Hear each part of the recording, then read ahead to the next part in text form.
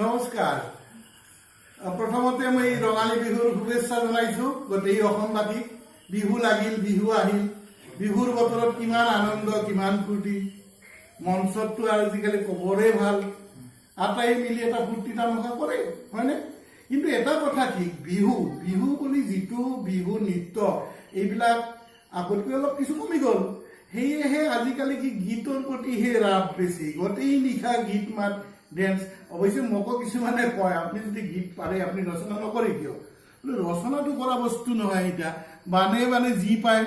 এতিয়া মোক ক'লে যে আপোনাৰ তেনেধৰণৰ পুৰণা গীত আছিল নেকি? বোলে আছিল। মোৰ গীতবিলাকক কেৰেটি বুলি কয়। কেৰেটি তাৰমানে আচল গীতৰ উল্টাটো পেৰেডি, কিন্তু মোৰটো নাম দিছোঁ কেৰেটি। মোৰ প্ৰথম কেৰেটিটো আছিল হেৰি, এই ধৰক ভৌ ভৌ চেক চেক কৰে খুৰলি বিৰণি ধৰে, খোজে থাকো খোজতি নমৰে, ভৌ ভৌ চেক চেক কৰে মোৰ জ্বলনি পুৰণি ধৰে। এইটো মোৰ প্ৰথম কেৰেটি। আচল কথা মই কেৰেটিবিলাক সম্পূৰ্ণ ক'তো মঞ্চটো নাগাওঁ আৰু লিখিও মই থোৱা নাই। মোৰ বিচনাৰ তলত থাকে, কিন্তু এইবিলাকতো নকল কৰিব পাৰে নহয়। সেইকাৰণে কেৰেটিবিলাক মই সম্পূৰ্ণ গাই নথওঁ।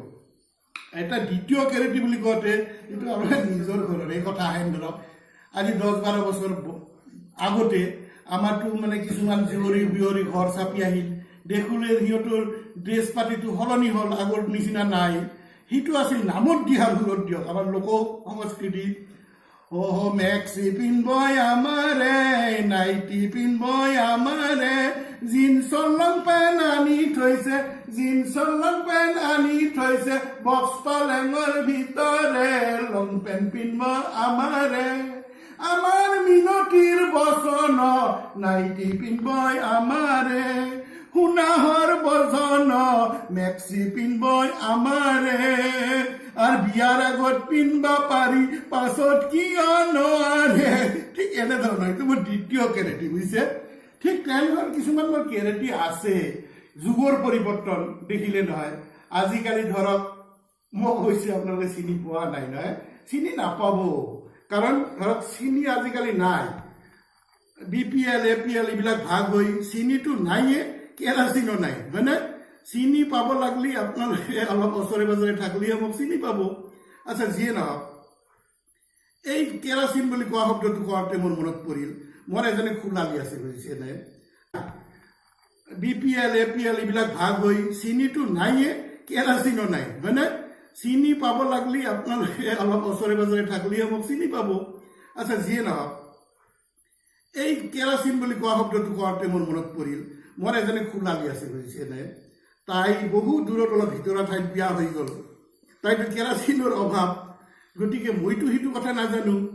আৰু সদায় ফোন কৰে আমাৰ বায়েকক লগি। মোৰ লগতো ভিন্দেও বুলি অলপ সম্বোধন কৰে, কিন্তু এদিনাখন হঠাৎ মই ফোনটো লগালোঁ, কিৰিডিং কিৰিডিং কিৰিডিং।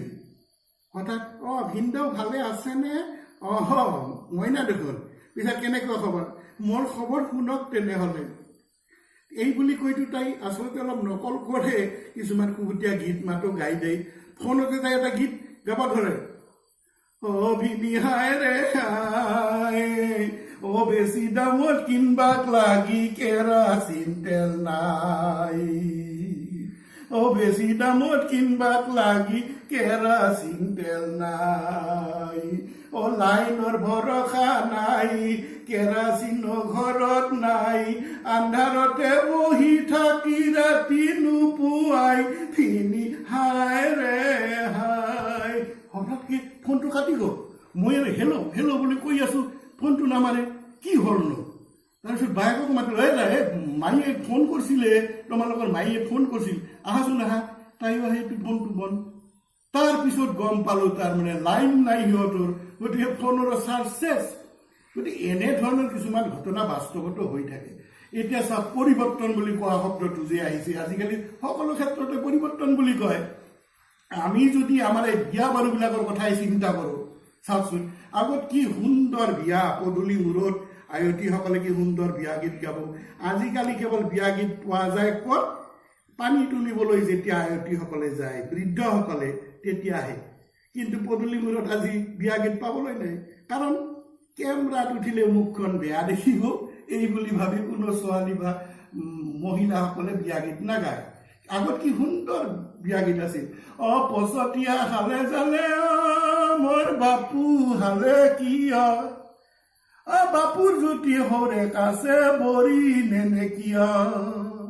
আৰু কইনা পক্ষৰ পৰা হয়তো পদূলিবোৰত গাব বাপু এটা ৰাতি কল্লিকত সনাগৰালো বাইনাতত বৈছে বাপু বাগানত সনাগৰে কল্লি কি দিছো আমি ভাউজিক বৈছে বাপু বেৰেঞ্চিত। কি সুন্দৰ বন্য বন্য গানবিলাক আছিল।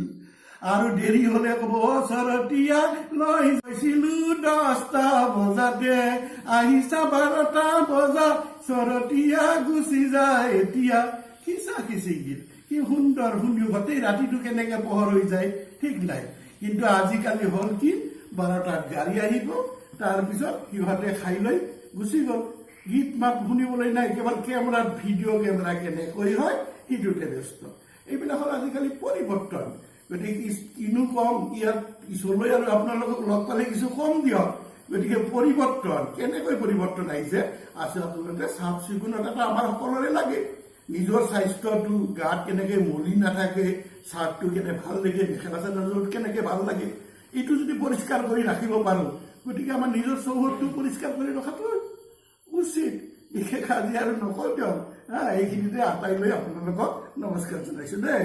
মোৰ নাম জগদীশ নাথ, মই গোৱালপাৰা জিলাৰ কালিপাৰা গাঁৱৰ পৰা আপোনালোকলৈ এইখিনি